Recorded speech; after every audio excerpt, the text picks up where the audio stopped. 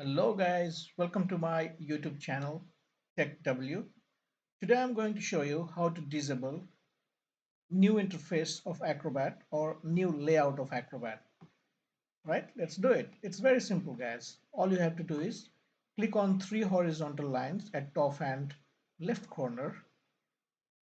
A menu bar will appear and you will see disable new Acrobat option. Please click on it.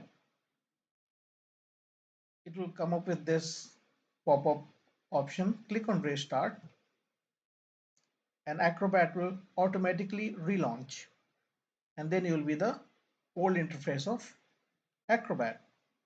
The layout is changed, the interface of Acrobat is changed, and that's how you disable new layout or new interface of Acrobat.